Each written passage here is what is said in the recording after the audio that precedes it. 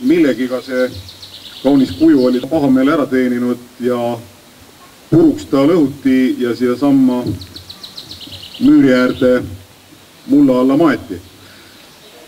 Aga tänu Lembit Rebasele on need tükid sealt üles leidnud, puuduvad tükid meie koostööpartneri poolt juurde lisatud, ühte valatud ja nüüd me siin selle Eeva või Veenuse kõrval seisame selleks, et kohe lõigata läbi see kuldkollane lindike, mis teda ümbritseb.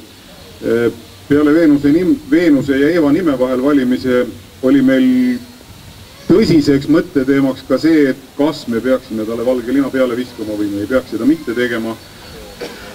Aga et tegemist on nii kauni, nii graatsilise kujuga, siis me mõtlesime, et oleks patt teda kelle iganes pilkudest varjata ja lõikame siis läbi selle sümboolse lindi. Ja nüüd me tahaksime tänada seda inimest, tänu kellele see Eeva ehk siis Veenuse saaga üldse taas võimalikuks osutus. Ma paluksin siia Lukepargi hoidja härra Lembit Rebane.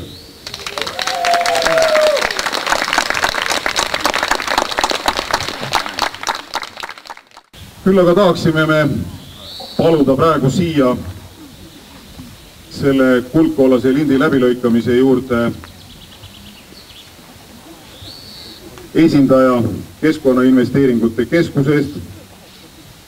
Ma paluksin siia härra Lembit Rebase, ma paluksin siia Nõo vallavalitsuse esindaja. Ja teie lahkel loal 4. osapooleks oleksime meie koos mõisaprouaga.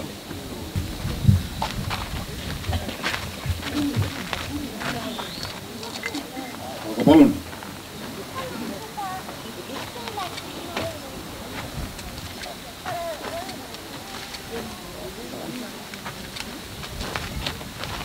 Nii, Eeva kujult on lint eemaldatud ja tahaks loota, et ajad nagu olid circa umbes 60 aastat tagasi ei tule kunagi tagasi ja Eeva kuju ei pea enam mitte kunagi olema maetud sinna müüri äärde mulla sisse. Muidu kuju oli jah mul siin nurgas. Väike tükikene jah oli.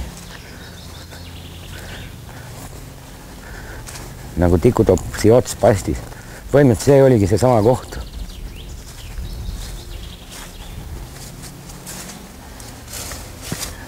Siin aug. Ei jäänud, ma trimmerdasin, lihtsalt tuli üks väikene nurgakene, mõtlesin, nagu kivitükikene, võtan ära, et masinaga saab lähemale niitma tulla. Et siis ta oli ja siin. Ja see hakatud kaevama ja aga imet, suuremaks läheb järjest. 3 tükki, ühe tüki niisuguse väiksema leidsin kunagi seal ammu. 3 suurt tükki oli kõik. Ja millal kui oli? Oi, ma ei mäletagi, ta oli vist ikka 2005 arvata võib. Et oli ta. Ja mis mõtted siis oli? Ei teagi, tuleb meeldigi, mida sai mõeldud. Ei tea jah, ei mäleta ausalt, mida ma mõtlesin küll, aga no siis vallavalitsus otsustas ära teha, korda teha. No teda oli vaja ka siia, park on hoopis teist nägu ka nüüd ju. Ta oli tühi ilma selleta praegu. Aga mis ta nimi on? Tegelikult ma ei teagi täpselt, Veenust Miilos on võib-olla õigem, aga tegelikult rahvas kutsub ikka Eevaks jäänud. Keegi kunagi rääkis, et lapsed, kus koolis käisid, nägid, kui lõhuti siis seda kuju. No aeg oli selline lihtsalt, et ta ei ole, vaata, natuke rinda ja jalga palju paistab. Vene ajal ei sobinud ju. Kas see oli elu parim leid või? Ei tea, ega ta huvitav leid oli küll, ega ma ei tegelikult alguses mõtlesin, et võib-olla ei tulegi midagi välja lihtsalt, et pannakse lihtsalt muuseumi niisama tükida.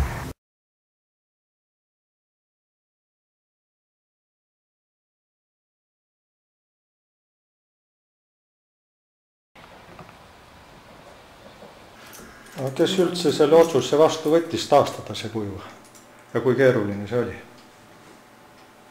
Noh, eks see oli suhteliselt lihtne otsus peale seda, kui tükid olid leitud, et mis need tükkidest ikka niisama hoida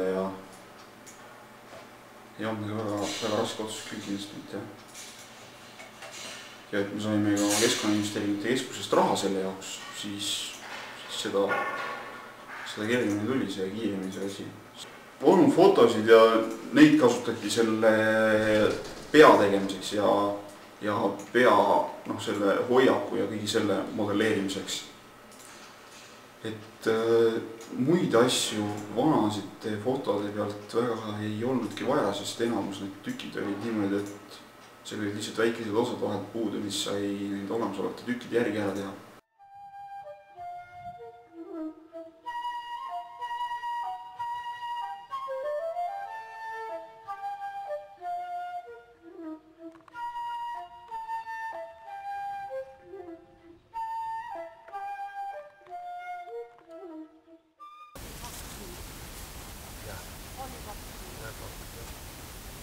Ants ütleb ka ikka, et seal olid 2 kuju. Sealt on viimaste suurte puude juures. Kes ütles? Mina ei mäleta. Seiku Ants. Ja võib-olla küll, aga tõesti ma ei mäleta. Mina mäletan, et see kui oli ja mäletan seda, et üks laps või poiss tuli sisse, et poisid tulge appi, siis tapab Eevat. Ja oligi kõik. Nüüd muidugi meid välja ei lubatud. Aga kuidas sulle see kuju meeldis tollel ajal? No mis laps oskab ütelda, kuju on kuju ja ega me eriti temast vaimustanud ei olnud, aga noh, ma ei oska ütelda.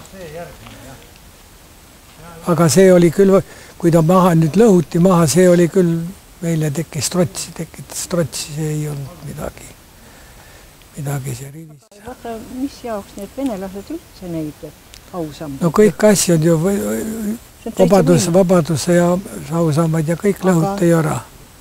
No olevat ütelnud niimoodi, et kapitalistlikku jäänust ei ole meile tarvis või kapitalistlikku kunsti ei ole meile tarvis.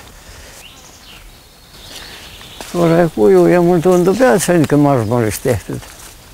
Ei ole küll. Ei ole. Ka ikka betoon tuleb välja, korralikult ära valgendatud. Aga noh, nüüd võta nüüd siin jalalahendus ja juba ja nägu ikka antiigisugemetega on tehtud. Aga huvitav, kes teda siis tegi. Juba see kätte ära murdmine ja see on nii antiigipärane. Antiigi riidelahendus oli natukene teistmoodi.